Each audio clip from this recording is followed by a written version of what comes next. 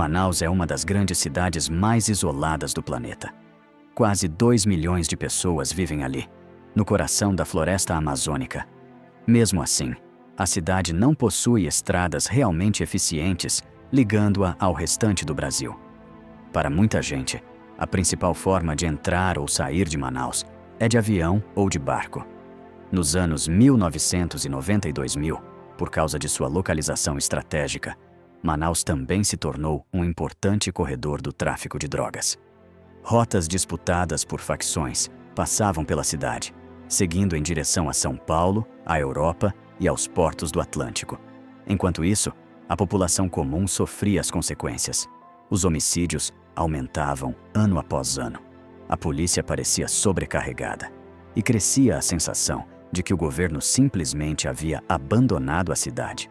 No meio desse cenário, todos os dias, na hora do almoço, boa parte de Manaus parava para assistir ao mesmo programa de televisão.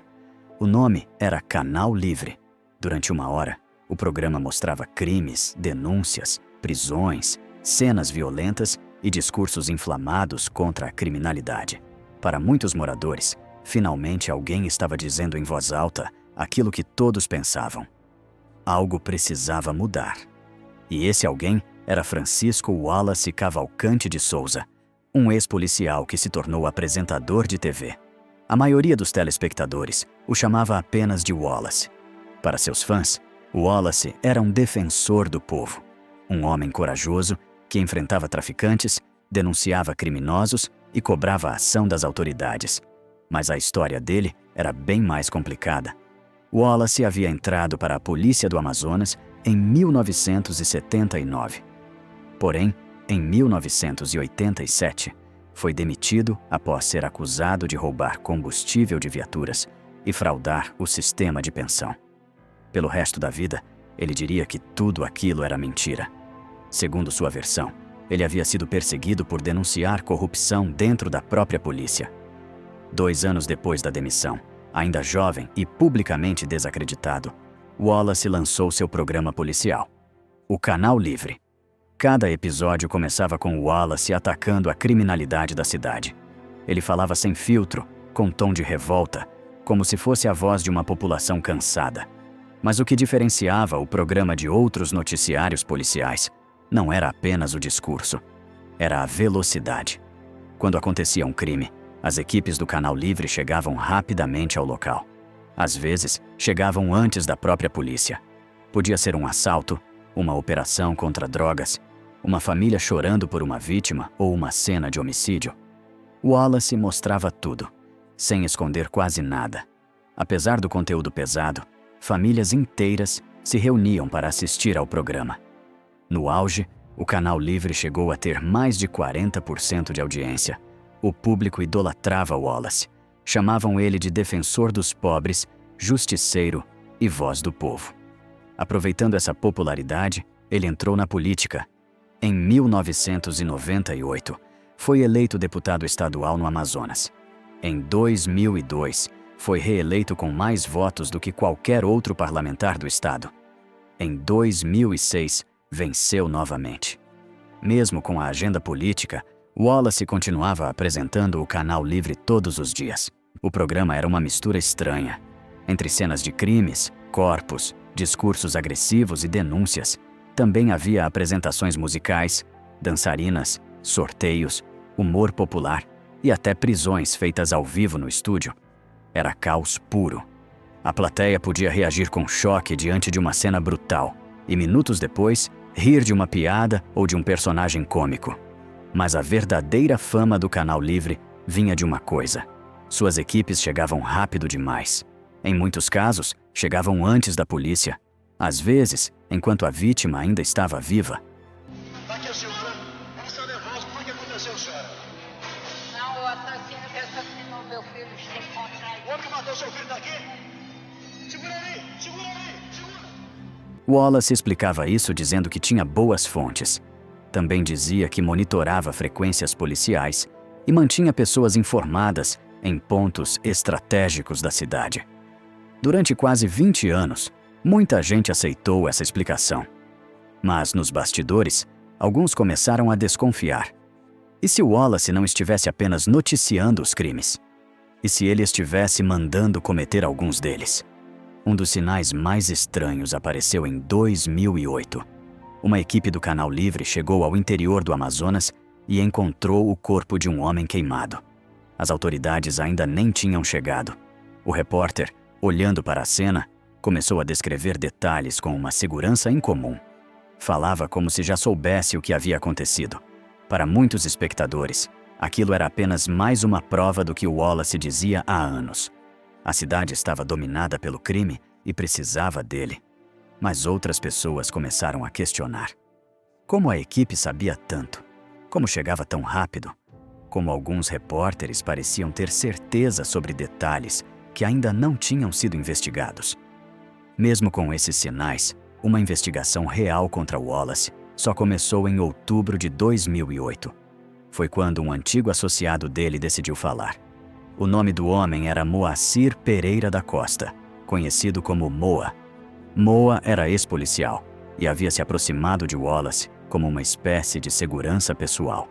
Ele já estava preso por uma série de assassinatos cometidos enquanto ainda era policial. Para tentar evitar problemas dentro da prisão, Moa decidiu contar aos investigadores sobre seu antigo chefe. Segundo ele, Wallace não era apenas apresentador e político. Era também o líder de uma organização criminosa. Moa afirmou que Wallace tinha uma lista de inimigos, principalmente ligados ao tráfico, e que ordenava execuções contra essas pessoas. E mais, segundo Moa, ele não agia sozinho. Outros policiais e até o próprio filho de Wallace, Rafael, fariam parte de um grupo ligado ao Canal Livre. Para provar que não estava apenas inventando acusações, Moa revelou detalhes sobre crimes que nunca haviam sido divulgados publicamente. Wallace negou tudo. Disse que nem conhecia Moa. E no começo, o público acreditou nele. Até que apareceu uma fotografia mostrando Wallace e Moa juntos. Depois disso, uma ex-repórter do Canal Livre confirmou que Moa realmente acompanhava Wallace em operações. Ela disse que Wallace e seus aliados policiais montavam situações para o programa, plantavam drogas, forjavam flagrantes e pressionavam pessoas a confessar crimes. Segundo ela, muitos inocentes foram parar na cadeia.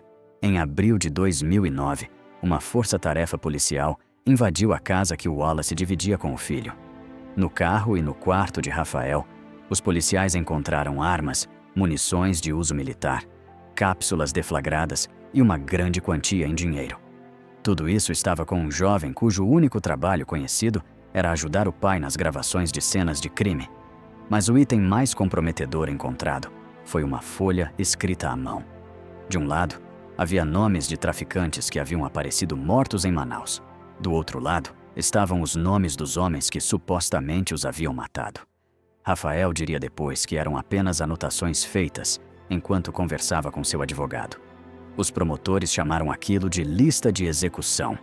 Aos poucos, os investigadores começaram a montar o quadro completo. As equipes do Canal Livre não chegavam antes da polícia por terem fontes melhores. Elas chegavam antes porque, segundo a investigação, sabiam quando e onde os crimes iriam acontecer. A suspeita era que Wallace ligava para contatos na polícia, mandava executar alguém e, em seguida, avisava suas equipes de TV para estarem no local. Assim, ele eliminava rivais, produzia conteúdo exclusivo e aumentava a audiência do programa. Mas alguns investigadores acreditavam que havia uma motivação ainda mais sombria. Wallace queria manter a cidade com medo. Quanto mais violenta Manaus parecia, mais necessário ele se tornava.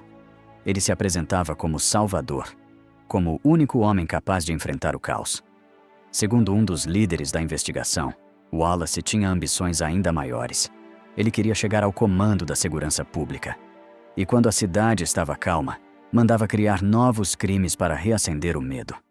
Em setembro de 2009, a Assembleia Legislativa do Amazonas retirou a imunidade parlamentar de Wallace. Na mesma semana, a Justiça emitiu um mandado de prisão contra ele. As acusações incluíam homicídio, tráfico de drogas, intimidação de testemunhas, posse ilegal de armas e formação de organização criminosa. Mas, quando a polícia chegou para prendê-lo, Wallace havia desaparecido. Durante 4 dias, um dos homens mais conhecidos do Amazonas, sumiu dentro da própria cidade. Muita gente se perguntou se os policiais realmente queriam encontrá-lo. Então, em 9 de outubro de 2009, Wallace se entregou. Mesmo naquele momento, continuou negando tudo.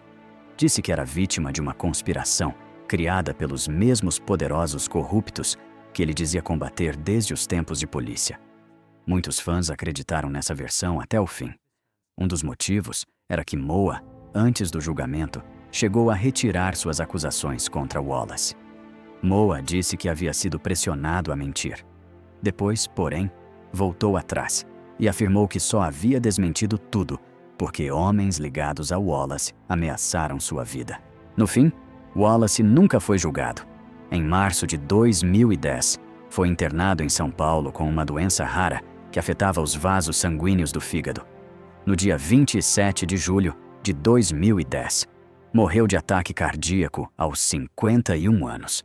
Cerca de 40 pessoas ligadas à suposta organização também foram acusadas de crimes que iam de homicídio a tráfico de drogas.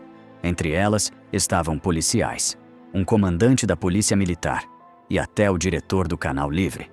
Mas, por falta de provas físicas e pela morte repentina de algumas testemunhas importantes, quase ninguém acabou cumprindo pena.